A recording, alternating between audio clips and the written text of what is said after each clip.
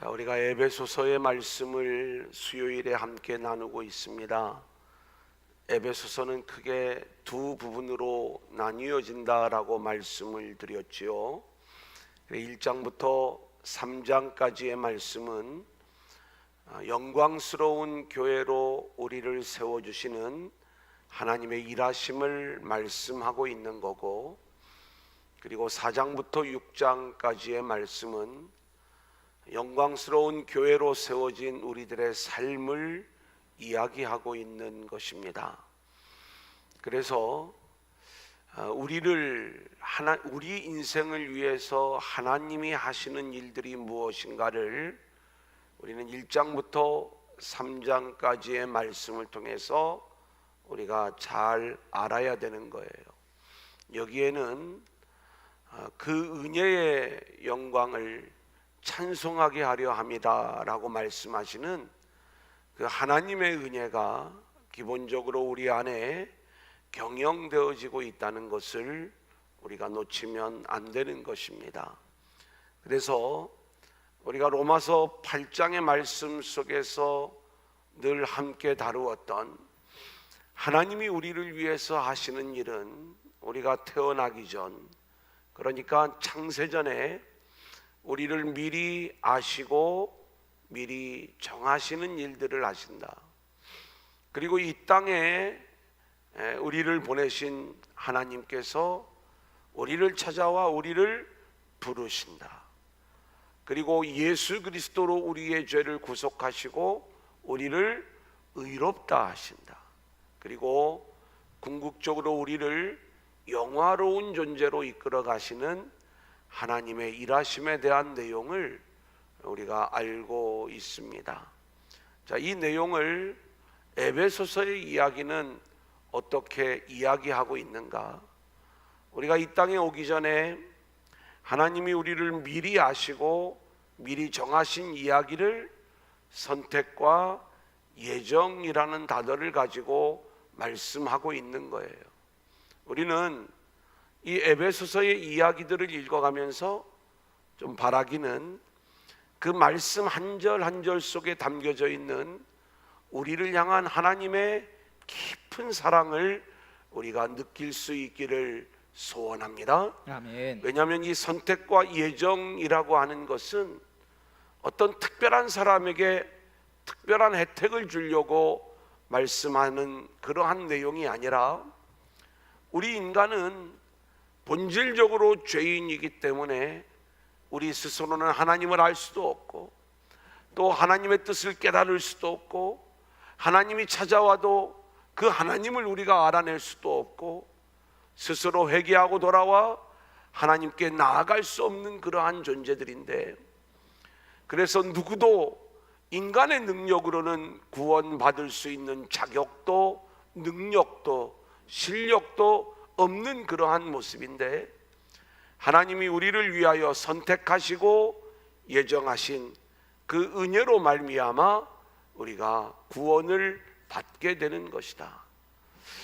이것을 생각하면 저와 여러분이 오늘 이렇게 주님 전에 나와 예배하면서 구원받은 존재로 세워진 게 결코 우리의 능력이나 실력이 아니라 선택과 예정으로 우리를 이렇게 불러주신 전적인 하나님의 은혜인 줄로 믿습니다. 아멘. 특별히 우리가 성경을 보면 우리 주님이 이 땅에 오셨을 적에 뭐라고 말씀을 하시냐면, 내가 이 땅에 온 것은 이스라엘 집에 잃어버린 양을 찾기 위하여 내가 이 땅에 왔다, 이렇게 말씀하시는 것을 볼 수가 있습니다. 이 이스라엘 집에 잃어버린 양이 누구냐라고 이야기할 때, 이스라엘 집이라고 하는 것은 혈통적 유대인을 이야기하는 것이 아니라 원래 하나님 나라의 백성이었던 우리들을 이야기하는 거예요. 그리스도 안에서 하나님의 선택과 예정 안에 있던 자, 그런 우리들이 이 땅에 올 때 왜 우리가 오게 되었는가? 원래 우리는 하늘의 주인공으로 살아가야 될 존재들인데 죄로 인하여 이 땅으로 쫓겨오게 되었다 이 말이에요. 이것이 하나님 나라의 입장에서는 잃어버린 양이 된 거예요. 그래서 이 잃어버린 그 양을 찾기 위하여 누가 오셨는가? 예수님이 오신 거예요. 그래 예수님이 오셔서 찾아낸 잃어버린 양이 누구냐? 그 모델로 등장하는 사람이 가나안 여인, 수로보니게 여인이었죠. 삭개오였죠. 사람들은 도저히 이 사람들은 구원받을 만한 자격이 없는 여인, 그러한 사람이라고 생각을 했던 자들이 주님이 이스라엘 집의 잃어버린 양의 모델로 우리 가운데 제시해주고 있는 것들을 보게 되는 거예요. 여러분, 우리는 이러한 말씀을 대할 때마다 저와 여러분들도 마찬가지죠.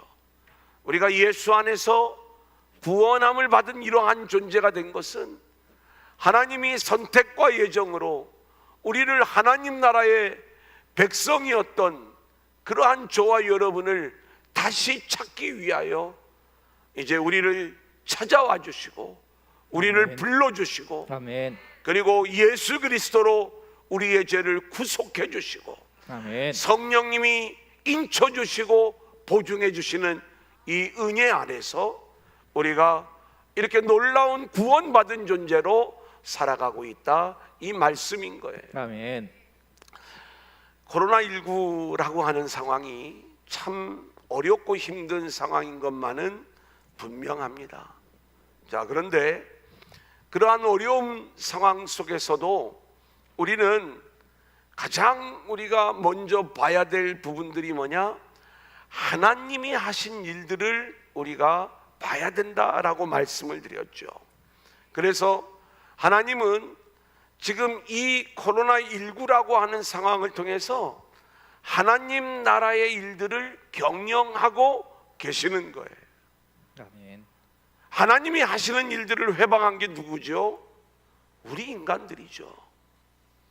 우리 인간들의 탐욕으로 인해서 온통 세상이 망가지게 되었고 모든 것들이 다 오염이 되어지고 실제로 모든 자연 깊숙한 곳까지 우리 사람들이 볼 것이 있다고, 신비한 곳이라고, 우리가 그곳을 우리의 어떤 힐링의 장소로 또 우리의 쉼의 장소로 만들면서 오히려 그곳에서 살 수 있는 짐승, 가축 이러한 것들이 거기서 살 수가 없는 거죠. 그러한 가운데에 우리에게 닥쳐진 재앙의 내용이 뭐냐라고 이야기를 할 때 그것이 이렇게 바이러스를 통해서 우리 인간을 꼼짝 못하게 하는 하나님의 일하심이 있는 거다. 저는 제가 여러 번 말씀을 드리지만 세월이 이렇게 발전해 가면서 온통 사람들이 이렇게 놀러 다니고 자신을 즐기는 일에 얼마나 열심히였는지 몰라요. 그죠?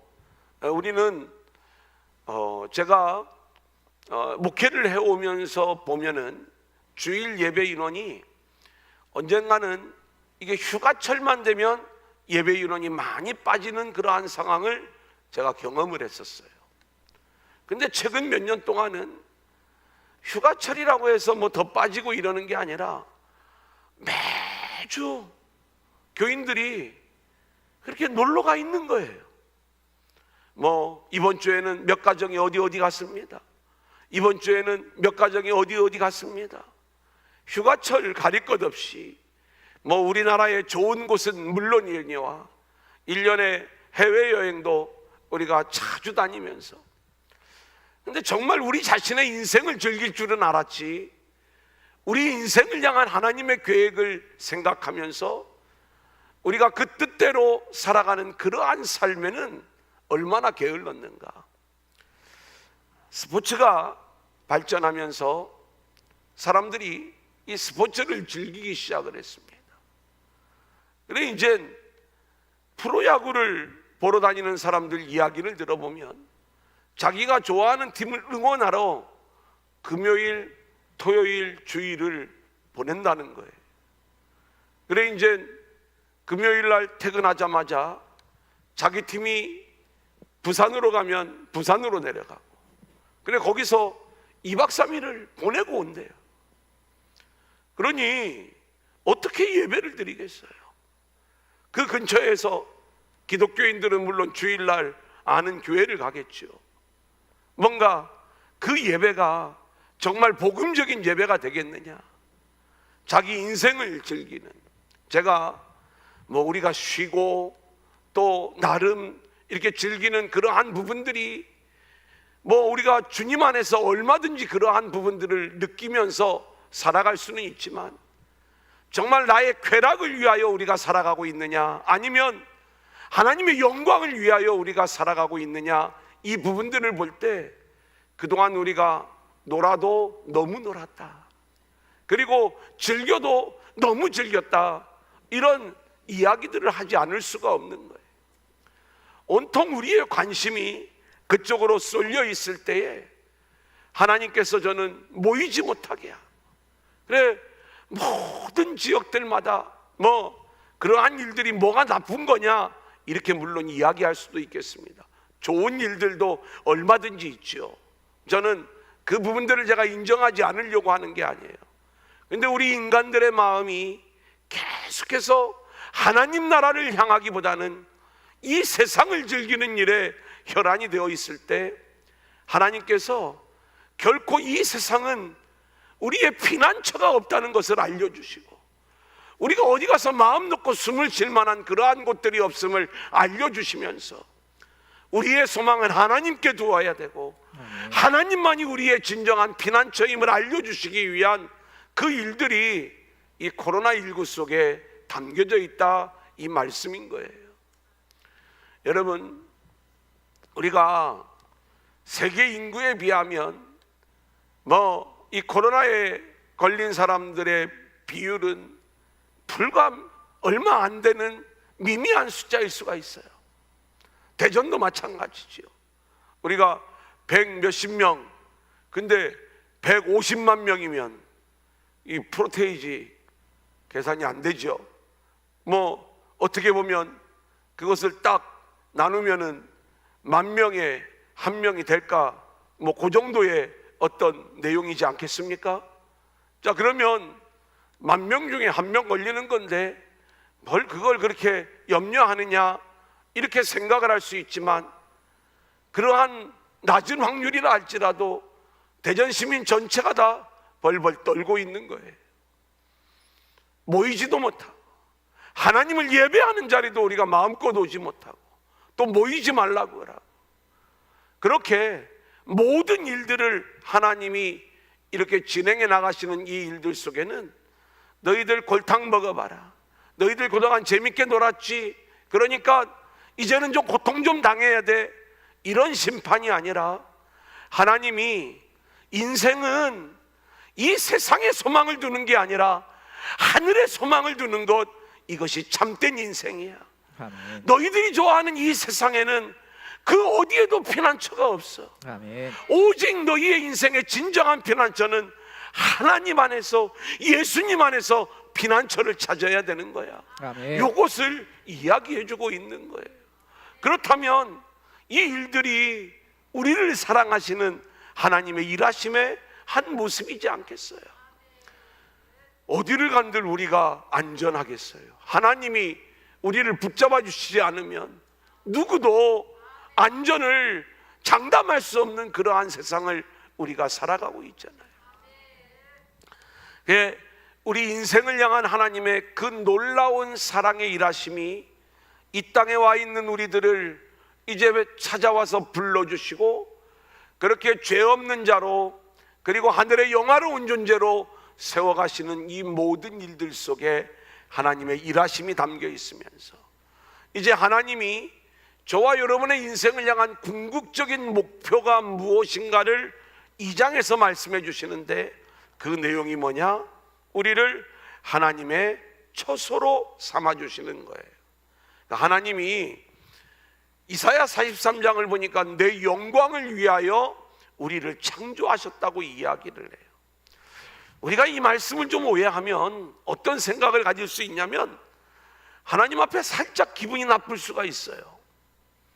왜냐하면 우리를 창조하셨으면 우리가 좀 행복하게 우리 마음껏 좀 살도록 그렇게 만들 것이지, 하나님의 어떤 놀이개, 하나님의 기쁨조, 하나님의 영광을 드러내는 자, 그런 것을 위해서, 하나님을 찬양하기 위해서 우리를 만드셨다고? 우리는 굉장히 이 말씀에 대하여 오해할 수가 있는 거예요. 하지만 우리 주님이 나의 영광을 위하여 창조하셨다라고 이야기할 때 거기에는 어떤 인간의 수고, 인간의 어떤 노력, 인간의 실력을 기대해서 그 말씀을 하신 게 아니에요. 우리는 죄 가운데 자격이 없는 존재로, 또 어떤 일들을 통해서도 하나님의 영광을 드러낼 만한 그러한 능력이 없는 자로 우리는 이 세상에 존재하고 있어요. 그렇게 자격 없는 우리들에게 하나님이요, 영광을 우리 가운데 담으셔서 그 영광을 받으시겠다는 거예요. 그러니까 우리는 하나님의 영광을 담을 만한 그릇이 못 되는데, 하나님이 그렇게 우리에게 하나님의 영광을 담아주시고 그 영광을 받으시겠다는 거예요. 아멘. 그래 우리를 창조하신 겁니다.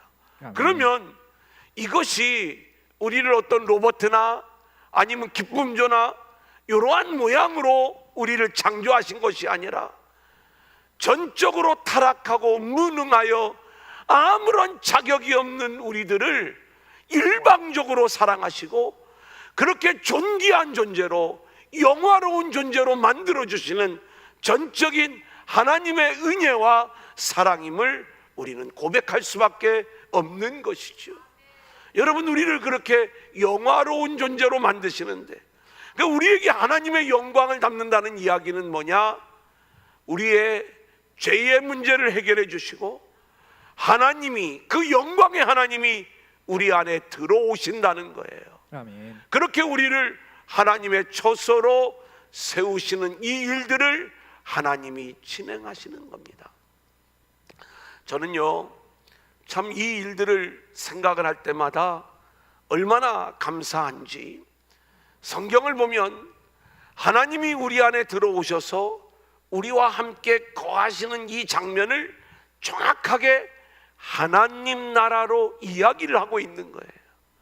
그러니까 우리는 이 땅에서도 예수를 믿는 순간 예수님이 우리 안에 들어와 주님이 우리를 처소 삼아 거하시고 주님의 통치를 받는 그 인생, 주님과 더불어 사는 그러한 인생이 될 때 바로 그 삶이 천국의 삶이요, 하나님 나라의 삶임을 우리가 깨달아 알아야 되는 거고, 아멘. 그리고 완성될 그 영원한 하나님 나라의 모습들이 무엇인가를 우리는 이 땅에서 그리스도 안에서 그것을 맛보며 살아갈 수 있어야 되는 거예요. 아멘. 이것이 우리가 이 땅에 갇혀 있는 인생들 가운데 만만한 일은 아니지만 하나님께서 저와 여러분의 인생을 그렇게 이끌고 가시는 거예요. 아멘. 하나님은 이번 코로나19를 통해서도 우리를 그렇게 하나님만을 붙잡는 인생들로 하나님이 이끌어 가실 때에 여러분, 그 하나님 믿으시고 그 하나님을 확신하시고 아멘. 하나님 안에 거하시면서 아멘. 그 하나님의 사랑을 좀 마음껏 누릴 수 있으시기를 소원합니다. 아멘. 그리고 자유하시길 바랍니다. 아멘. 하나님께 이 모든 과정들을 맡기면서 우리가 자유할 때 이 하나님 은혜 안에 있다는 것이 얼마나 귀하고 축복된 것인가. 그래서 우리가 그렇게 하나님의 영광을 담는 하나님의 처소가 되고, 또 우리 공동체를 이야기했죠. 주님이 머리가 되시고 우리는 지체가 되어, 우리는 도저히 지체가 될 만한 자격이 없음에도 불구하고 주님의 다스림을 받는 지체로 우리가 부름을 받아서 그렇게 한몸된 교회를 이루었을 때에 그 공동체 가운데 하나님이 처소로 삼아주시겠다 이렇게 말씀을 하시는 거예요. 그래서 우리는 우리 각자가 또 우리 공동체가 하나님이 거하시는 하나님의 처소가 되어 전적으로 이 세상에서 하나님의 영광을 드러내고 하나님의 나라를 증거하는 자들로 우리 모두가 세워져야 될 줄로 믿습니다. 아멘. 제가 이제 지금은 그럴 사람들이 그렇게 많지 않지만 한국 사람이 미국에 가서요, 미국 시민권을 따면 되게 성공한 것처럼 얘기를 해요. 미국까지 갈 것도 없어요. 아는 목사님이 호주에 가서 영주권을 따고 그 자녀들이 시민권을 얻게 되었는데 저한테 이야기하기를 그게 그렇게 좋은 건가 봐요. 그래서 뭐가 좋냐고 그랬더니 영주권자가 되면 나라에서 뭘 책임져 주고 시민권자가 되면 또 뭘 책임져 주고 내 인생과 내 자녀의 인생은 이렇게 이 호주라고 하는 나라에서 다 책임을 져준다. 그래서 저는 천국 다음으로 호주가 좋은가 이렇게 좀 생각을 했어요. 어쩌면 우리는 그러한 것들을 더 좋은 것으로 생각을 하고 거기에 더 큰 소망을 우리가 담고 살아가고 있을지 모르겠어요. 근데 여러분 생각해 보세요. 우리가 살아가고 있는 이 세상은요, 영원한 곳이 못 되죠. 아무리 내가 이 세상에서 화려한 그러한 모습을 갖추고 살아간다 할지라도 이 세상은 우리가 떠나가야 될 곳이고 잠시 머물 곳이고, 그리고 우리가 영원히 머물러야 될 곳은 하나님의 나라. 그런데 그러한 하나님 나라의 시민권자로 저와 여러분을 세워주시는 게 전적인 하나님의 은혜라니까요. 아멘. 이 땅의 미국 시민권자하고는 비교할 수 없는 하늘의 시민권자로 저와 여러분들을 만들어 주셨어요. 아멘. 영어 못해도 돼요. 이 나라의 주인공이 되는 것은 오직 주님의 은혜로만 되는 거예요. 아멘. 이게 얼마나 감사한 일입니까? 여러분, 이제 3장을 보면 바울은요, 어떤 고백을 하냐면 자신의 인생 속에서 지금 비록 감옥에 갇혀 있는 그러한 상황이지만 하나님이 은혜로 내 인생을 경영해 주셨다. 그리고 그리스도 안에 있는 이 놀라운 비밀을 나에게 보여주셨다, 이야기를 하고 있는 거예요.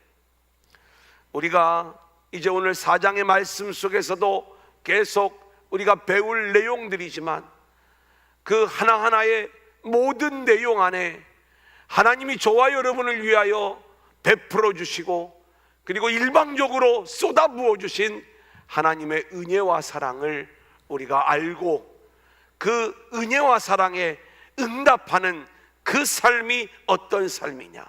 자, 요 내용이 이제 4장부터 나오는 거예요. 자, 1절 우리 한번 같이 읽어볼까요? 그러므로 시작. 그러므로 주 안에서 갇힌 내가 너희를 권하노니 너희가 부르심을 받은 일에 합당하게 행하여. 자, 부르심을 받은 일에 합당하게 행하라, 이렇게 말씀을 하고 있어요. 우리를 부르시는 분은 하나님이시라고 그랬죠. 그러면 이 부르심에 대한 이야기가 사실은 1장부터 3장까지 우리를 불러내셔서 영광스러운 교회로 세워가는 이 이야기까지의 내용이 3장까지의 말씀이에요. 그 부르심에 대한 이야기, 이 부르심에 합당하게 행하라, 이게 4장부터 6장까지의 내용 속에 담겨져 있는 거예요. 자, 그러면 이 부르심에 합당한 삶이 뭐냐라고 이야기했을 때 우리가 하나님이 우리를 부르셔서 믿음의 사람이 됐으면 우리에게서 믿음의 일이 나와야 되는 것 아닙니까? 근데 우리는 흔히 이 믿음의 일을 뭐라고 이야기를 하냐면, 내가 전에 하나님을 몰랐을 적에는 예배 드릴 줄 몰랐고 주의를 지킬 줄 몰랐고 기도할 줄을 몰랐고 그런 어떤 드러나는 일들을 주님의 일이라고 생각을 하는 거예요.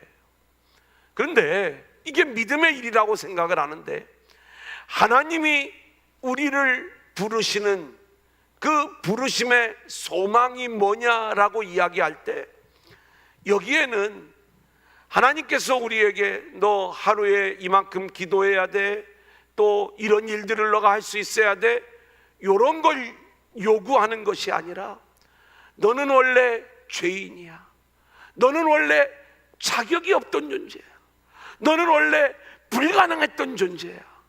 그런데 내가 너를 사랑했단다. 그래서 내가 사랑으로 너를 구원해냈어. 그리고 너의 유일한 소망은 그렇게 너에게 사랑을 베푸는 내 은혜로 너가 그렇게 구원받은 존재가 되었다는 걸 너가 알고 고백하기만 하면, 그래서 너의 영광이 아닌 하나님의 영광을 드러내는 자가 되면 그게 부르심에 합당하게 행하는 거야. 이것을 말씀해 주시는 거예요. 그러면 오늘 우리가 이렇게 주님 전에 나온 여러분들의 모습이 너무 귀해요. 근데 어떤 게 부르심에 합당한 생활이냐라고 이야기했을 적에 우리가 나는 이곳에 나올 자격도 없는 존재였는데 아멘. 하나님이 은혜로 부르셔서 이곳까지 오게 하신 하나님 감사를 드립니다. 아멘. 나는 여전히 죄인이요, 자격이 없는 존재요, 늘 주님을 배신할 수밖에 없는 존재이지만 이 시간도 십자가의 보혈로 나를 용서해 주시고 아멘. 주님의 은혜 안에 거하는 백성으로 삼아 주옵소서. 아멘. 이게 부르심에 합당한 믿음의 삶이다, 이 말인 거예요. 아멘. 이것을 우리는 한순간도 놓치면 안 돼요. 아멘. 주님으로만 살아갑니다. 아멘. 모든 것이 주님의 은혜입니다. 아멘. 모든 것을 주님이 하셨습니다. 아멘. 예수가 전부입니다. 아멘. 이것을 우리가 이야기하는 게 이게 부르심에 합당한 생활이지. 거기에서 나오는 기도, 거기에서 나오는 말씀을 붙잡는 삶, 거기에서 나오는 주님을 향한 헌신과 희생, 이것을 주님이 기쁨으로 받으시는 거예요. 아멘. 자, 두 번째를 볼까요? 하나 되게 하신 것을 지켜라. 2절 3절입니다. 우리 한번 같이 읽겠습니다. 시작. 모든 겸손과 온유로 하고 오래 참음으로 사랑 가운데서 서로 용납하고 평안에 매는 줄로 성령이 하나 되게 하신 것을 힘써 지키라. 자, 여기 보면 하나 되게 하신 것을 힘써 지키라 이렇게 말씀을 하고 있어요. 그러니까 우리를 하나 되게 하는 것은 누가 하는 일이냐면 우리 떠러 너희들 힘을 모아서 좀 하나가 되라 이런 말씀을 하는 게 아니라 성령께서 우리를 하나로 만드셨는데 아멘. 그것을 우리가 힘써 지켜라 이렇게 말씀을 하고 있는 거예요. 자, 우리가 그리스도의 공동체로 오늘 이 밤에도 함께 모였습니다. 주님이 우리의 머리가 됐어요. 그리고 우리는 그의 지체가 되었어요. 주님의 다스림을 받아서 우리는 주님 뜻에 순종하면서 한 몸 된 공동체를 이루는데 우리 실력으로는 이게 안 돼. 그러니까 성령님이 우리 안에 오셔서 우리로 하여금 주님의 다스림을 받는 존재로 만드셔서 한 몸 된 이 교회 안에 지체로 저와 여러분을 세워주시고 그렇게 하나 되게 하시는 그 일들을 성령님이 진행하신 거예요. 아멘. 우리 교회 안에 이렇게 은혜롭게 한 몸 된 그러한 모습이 드러난다면 그건 우리의 실력이 아니라 하나님이 하신 일인 줄로 믿습니다. 아멘. 그렇게 하나님이 이 일들을 진행해 나가시는 거예요. 자, 그렇다면 이 한 몸 된 것을 힘써 지킨다라고 이야기할 때 우리는 성령님이 하나 되게 하신 것을 우리가 딱 알고 있으면 지금 이게 내 실력으로 되어지는 일이 아니라 성령님이 이 모든 일들을 이루어 놓으신 거구나. 이것을 알아가는 게 가장 중요한 것이죠. 여러분 한번 생각해 보세요. 나는 자격이 없는 존재인데 이 교회 안에 들어와서 한 몸 된 교회의 지체가 되었어요. 내가 자격이 없어요. 그러면 우리에게서 나올 수 있는 건 뭐냐면 겸손이에요. 늘 우리가 교만할 수가 없는 거예요. 아니, 왜 우리 교회는 나만 한 사람이 없냐? 왜 우리는 다 그 모양이냐? 이런 얘기가 나올 수가 없는 거예요. 왜냐하면 내가 자격이 없는데 그리스도의 통치를 받는 한몸된 교회의 지체로 자격 없는 나를 그 지체로 만들어 주신 분이 성령님이시라는 걸 알고 있으면 우리는 늘 겸손할 수밖에 없는 거죠. 아멘.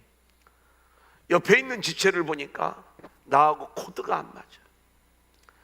내 성향이 아니야.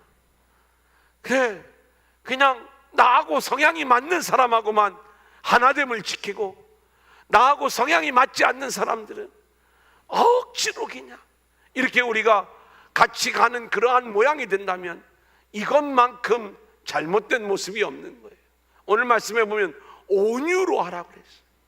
온유는 인격적인 어떤 너그러움이 아니라 나의 자격 없음을 아는 자만이 하나님이 누구를 우리의 지체로 붙여주신다 할지라도 우리가 그 지체에 대하여 하나님, 이 사람은 내 짝이 아닌데요. 하나님, 다른 사람 붙여주세요. 하나님, 왜 하필이면 이 사람이세요? 이 사람을 나한테 붙여주나요? 아니, 저런 사람은 우리 교회 안 왔으면 좋겠어요. 이런 얘기를 할 수가 없는 거죠. 세 번째는 오래 참음이라고 그랬어요. 여러분, 교회 안에서 한몸된 지체가 되었다면 형제의 허물에 대하여 참으세요. 한 번은 참을 수 있겠죠. 한 번 더 참으세요. 두 번은 참을 수 있겠죠. 한 번 더 참아보세요. 근데 오늘 말씀해 보면 오래 참으라고 이야기를 하는 거예요. 여러분, 우리는요 그렇게 한몸된 교회를 성령께서 이루신 것을 우리가 회방하면 안 되는 거예요. 내가 참지 못함으로 은혜를 깨뜨려 버리는 그러한 엉뚱한 일들을 우리가 교회에서 하면 안 되는 것이다. 아멘. 여러분, 가정도 마찬가지지 않습니까? 내가 참지 못하니까 늘 문제가 되는 것 아니겠어요? 그 가정도 하나님의 나라로 하나님이 우리 가운데 주신 선물인데, 그래, 가만히 보면 내가 자격이 없다는 걸 알아야 우리에게서 겸손이 나오는 거고 온유가 나오는 거고 사랑으로 오래 참는 모습이 우리 가운데 나오게 될 줄로 믿습니다. 아멘. 그 모습으로 나아가면 성령께서 하나 되게 하신 것을 저절로 지켜가는 그러한 모습이 나오게 되는 것이다. 자, 4절 같이 읽어볼까요? 시작. 몸이 하나요 성령도 한 분이시니 이와 같이 너희가 부르심의 한 소망 안에서 부르심을 받았느니라. 자, 서로 옆 사람하고 우리가 서로 다르죠. 그런데 저를 부르신 소망, 하나님의 부르심의 소망과 여러분을 부르신 하나님의 부르심의 소망은 똑같은 거예요. 자격이 없는 우리를 하나님의 영광, 아들의 영광을 위하여 우리를 부르신 거예요. 그렇다면 우리는 저와 여러분 모두를 향한 하나님의 은혜는 똑같다는 것을 우리가 놓치면 안 됩니다. 아니, 어떤 사람은 부자로 사는데, 아니, 어떤 사람은 저렇게 멋있게 생겼는데, 아니에요.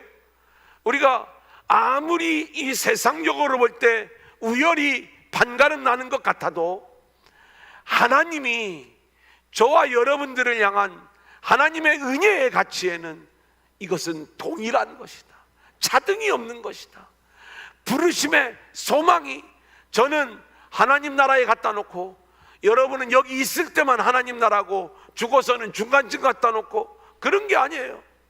하나님이 우리를 향한 최종적인 목적은 구원을 통해서 하나님 나라의 그 영광스러운 존재로 만들어 나가시는 동일한 소망을 가지고 저와 여러분을 부르셨다, 이 말이에요.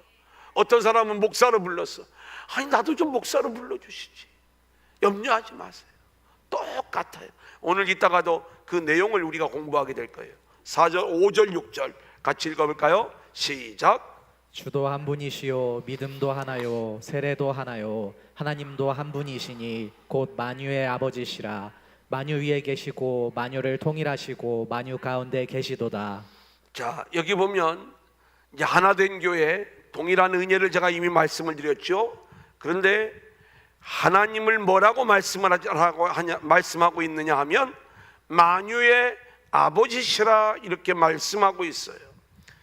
만유의 아버지시라는 말씀은 모든 존재가 하나님에 의해 존재한다는 것이고, 그렇다면 이 만유 안에 우리의 인생이 들어간다라고 이야기할 때 저와 여러분의 인생의 주인도 하나님이시고, 아멘. 그리고 그 하나님의 은혜 아래 우리가 살아가고 있다는 것을 잊지 말아야 되는 것이죠. 아멘.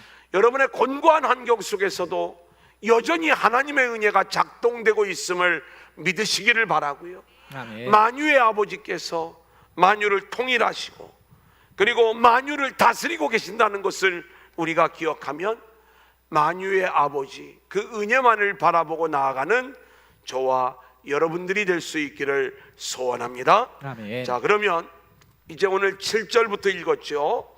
그 내용 우리가 한번 살펴보도록 하겠습니다. 7절 같이 읽어볼까요? 시작.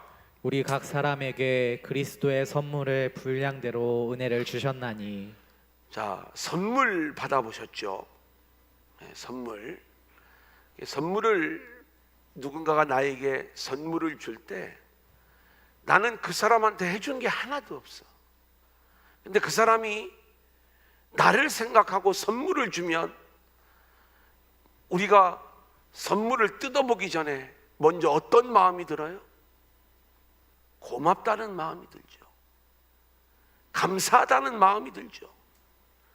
그러니까 하나님이 저와 여러분에게 이렇게 선물을 준비해 놓으시고 우리의 분량에 맞게 하나님이 선물을 우리에게 주시는 분이시라는 것을 말씀하고 있어요. 그러면 우리는 그 하나님의 선물을 대할 때마다 우리가 어떤 마음을 가져야 되냐면, 나는 하나님 앞에 뭘 드려본 적이 없어. 근데 하나님이 은혜로 이렇게 선물을 주셨을 적에 우리는 그 선물에 대하여 먼저 하나님 감사합니다. 감사의 마음을 갖는 게 우선순위다, 이 말씀인 것입니다. 아멘. 자, 그런데 우리는 늘 어떤 생각을 갖고 있냐면, 나에게 주신 선물과 내 옆에 있는 형제에게 준 선물을 뜯어봐요. 비교해봐. 나 저거 받고 싶은데. 하나님이 나에게 그 사람의 분량에 맞는 선물을 주시는 거거든요. 나도 저거 주세요. 왜 나한테는 안 주세요? 우리가 이 땅의 어떤 기준과 생각을 가지고 하나님을 원망하면 안 된다는 거예요. 하나님의 생각 속에서 각 사람의 분량에 맞게 동일한 은혜로 우리에게 그 사람에게 맞는 선물을 주시는 거예요. 물론 그 선물과 은사는 다 각자가 다른 모습으로 드러나요. 오늘 그 내용을 이야기할 때 저는 목사라고 하는 직임을 선물로 주셨어요. 나도 목사가 되는 건데 왜 하나님 나는 목사가 아니라 교사가 되게 하셨습니까? 뭐 이런 생각들을 우리가 가질 수가 있겠죠. 그러면 목사라는 선물이 더 큰 거고 교사라고 하는 선물은 작은 거냐? 그게 아니라는 거예요. 하나님은요, 동일한 그러한 은혜와 사랑으로 그 사람에게 맞는 선물을 하나님이 주시는 거예요. 그래서 그 선물의 가치는요, 동일한 것이다. 이것을 우리가 놓치면 안 되는 거예요. 아멘. 누군가에게는 좋은 걸 주고 나에게는 왜 현찮은 것을 줬냐? 이것은 우리의 생각일 따름인 거예요. 자, 그러면 이 선물을 어떻게 주시는가? 넘겨보면 8절로부터 10절 우리 한번 같이 읽어볼까요? 그러므로 시작. 그러므로 이르기를 그가 위로 올라가실 때에 사로잡혔던 자들을 사로잡으시고 사람들에게 선물을 주셨다 하였도다. 올라가셨다 하였은즉 땅 아래 낮은 곳으로 내리셨던 것이 아니면 무엇이냐? 내리셨던 그가 곧 모든 하늘 위에 오르신 자니 이는 만물을 충만하게 하려 하심이라. 자, 저를 보세요. 이 말씀도 그냥 열심히 읽으셔도 쉽게 이해되는 장면이 아닙니다. 왜냐하면 시편 68편의 말씀을 인용한 건데 그 배경을 우리가 알아야 돼요. 전쟁에서 승리하고 왕이 전리품을 가지고 성전으로 올라가면서 이 모든 승리가 하나님으로부터 온 승리임을 고백하는 거예요. 그리고 그 선물을 나누는 겁니다. 근데 이것이 예수님 이야기로 우리 가운데 들려주시는데, 자, 예수님이 하늘에서 내려오셨어요. 그리고 전쟁을 하셨어요. 놀라운 승리를 거두셨어요. 승리의 전리품을 가지고 하늘로 올라가시는 거예요. 올라가시면서 그 승리의 선물을 예수 안에 있는 우리들에게 나누어 주는 것, 이게 선물이에요. 자, 그러면 예수님이 이 땅에 오셔서 전쟁을 하시고 승리하신 사건이 뭐예요? 십자가와 부활이잖아요. 뱀의 머리를 깨뜨려 버렸잖아요. 그리고 그 놀라운 승리를 하늘로 올라가시면서 그 승리의 전리품을 우리에게 주셨는데, 그 승리의 전리품은 우리가 한 단어로 이야기하라면 물론 성령이에요. 성령. 그러니까 성령을 우리 가운데 선물로 주시는데, 이 성령 안에서 각 사람에게 맞는 그 선물을 주시더라, 이 말씀인 거예요. 그 선물의 내용이 뭐냐? 11절에 보니까 어떤 사람은 이렇게 나와요. 한번 같이 볼까요? 시작. 그가 어떤 사람은 사도로, 어떤 사람은 선지자로, 어떤 사람은 복음 전하는 자로, 어떤 사람은 목사와 교사로 삼으셨으니. 여기는 보니까 내가 원하는 건 별로 없는 사람도 있을 거예요. 여기 다 가르치는 것만 나오네. 나는 공부하는 거하고는 별로 담 쌓고 사는데, 자, 염려하지 마세요. 로마서 12장에 보면 또 다른 것도 나와요. 로마서 12장 6절로 8절 시작. 우리에게 주신 은혜대로 받은 은사가 각각 다르니, 혹 예언이면 믿음의 분수대로, 혹 섬기는 일이면 섬기는 일로, 혹 가르치는 자면 가르치는 일로, 혹 위로하는 자면 위로하는 일로, 구제하는 자는 성실함으로, 다스리는 자는 부지런함으로, 긍휼을 베푸는 자는 즐거움으로 할 것이니. 여기는 주로 섬기는 것과 관련해 가지고 그 은사들이 나와. 나 이것도 재미가 없어. 자, 그러면 고린도전서 12장을 우리가 한번 보겠어요. 8절로 11절 시작. 어떤 사람에게는 성령으로 말미암아 지혜의 말씀을, 어떤 사람에게는 같은 성령을 따라 지식의 말씀을, 다른 사람에게는 같은 성령으로 믿음을, 어떤 사람에게는 한 성령으로 병 고치는 은사를, 어떤 사람에게는 능력 행함을, 어떤 사람에게는 예언함을, 어떤 사람에게는 영들 분별함을, 다른 사람에게는 각종 방언 말함을, 어떤 사람에게는 방언들 통역함을 주시나니, 이 모든 일은 같은 한 성령이 행하사 그의 뜻대로 각 사람에게 나누어 주시는 것이니라. 여러분은 어떤 은사를 받고 싶으세요? 우리가 하나님 앞에 그 은사를 구하면 하나님이 주신다고 이렇게 이야기를 하잖아요. 물론 그 모든 주권은 하나님께 있는 거죠.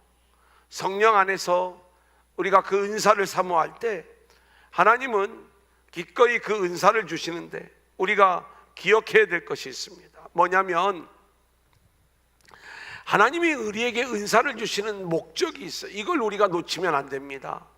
한 개인의 풍요와 그 사람의 영광을 위해서 은사를 주는 게 아니라는 것을 우리는 알아야 돼요. 아멘. 왜 그러면 우리에게 이 선물을 주시느냐?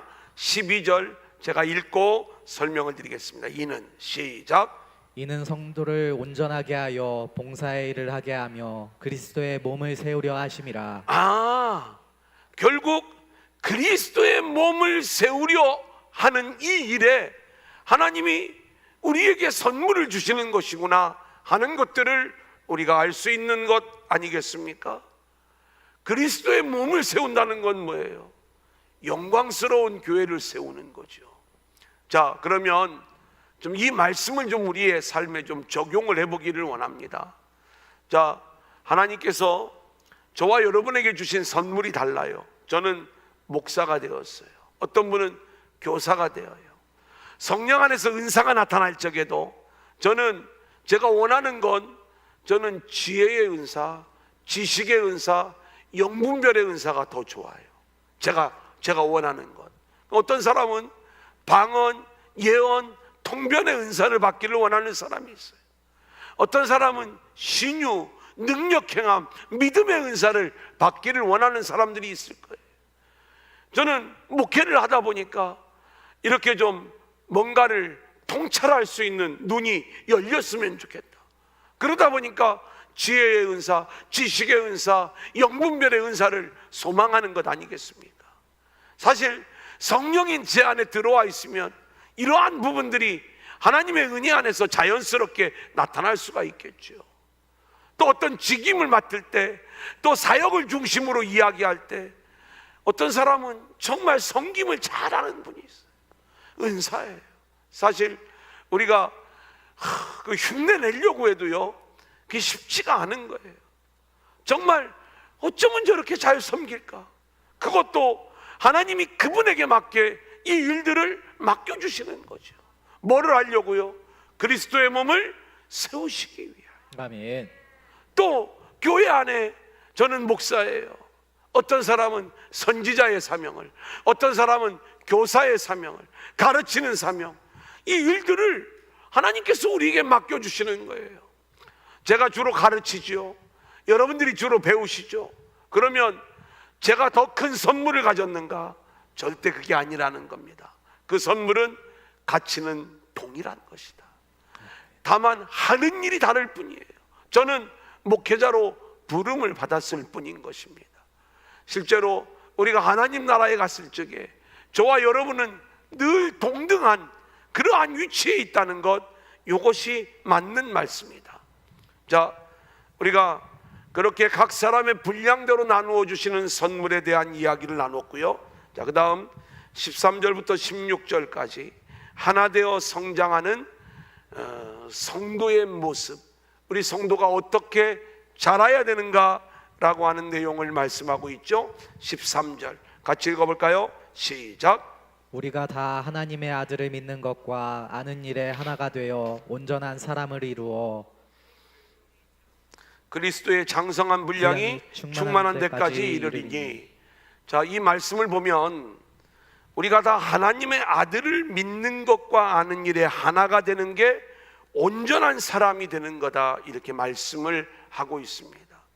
자, 그러면 내가 하나님의 아들을 믿는 것, 아는 것, 아는 대로 믿어야 된다는 말인가?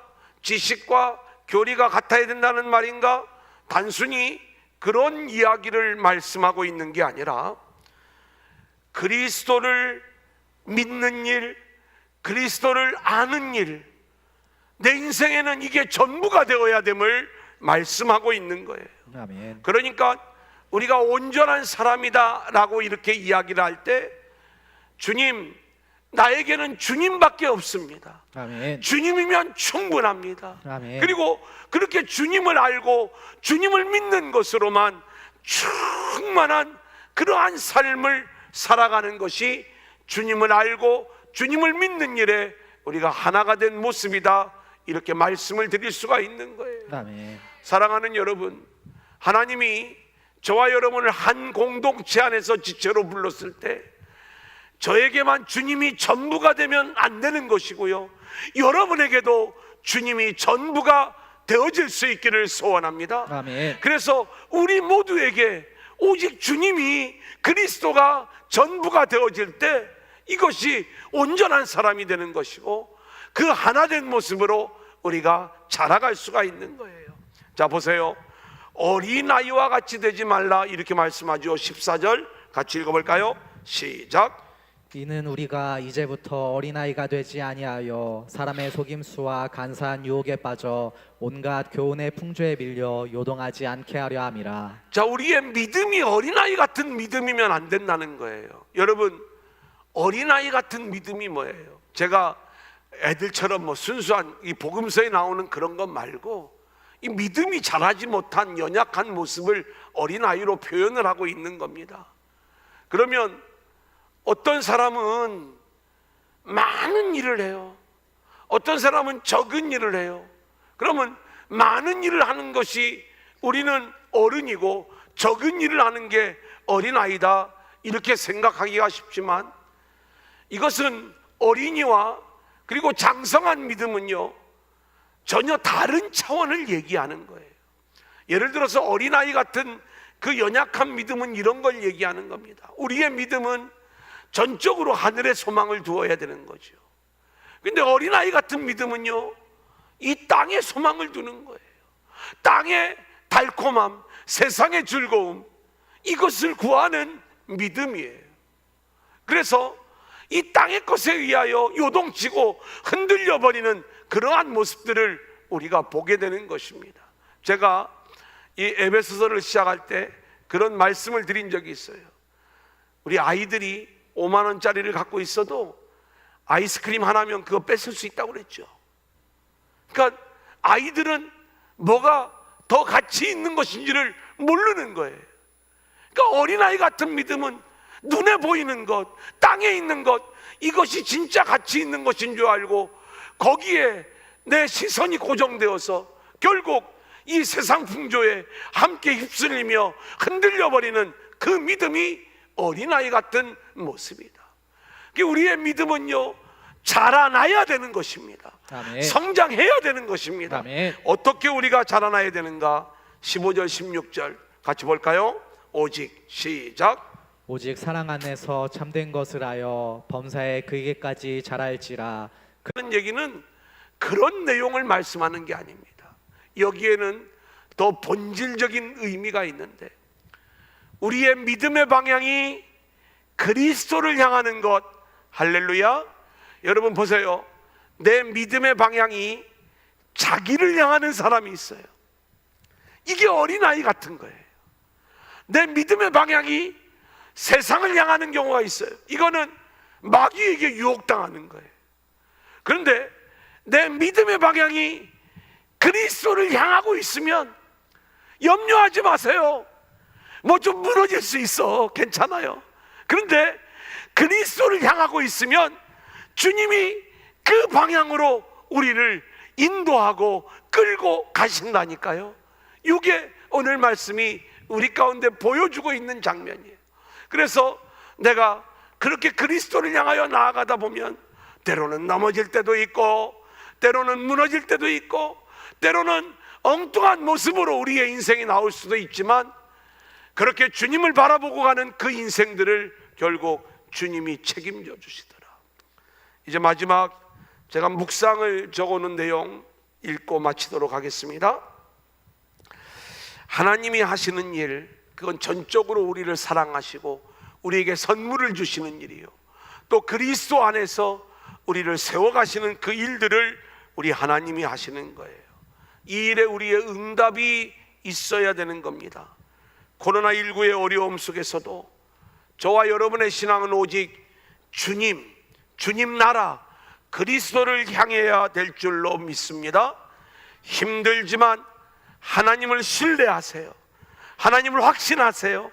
그렇게 견디다 보면 하나님이 은혜로 모든 것을 이기고 넘어가게 해주시는 것을 경험할 수 있어요. 더 놀라운 것은요, 그렇게 우리가 승리하잖아요. 그게 하나님의 은혜잖아요. 근데 그걸 우리의 믿음으로 인정해 주시는 거예요. 내 믿음이 너를 구원하였느니라. 아니, 주님이 다 해놓으셔놓고 그것을 믿음으로 인정해 주시는 이 놀라운 하나님의 은혜와 사랑. 자, 우리가 이 사랑을 함께 노래하면서 기도하도록 하겠습니다.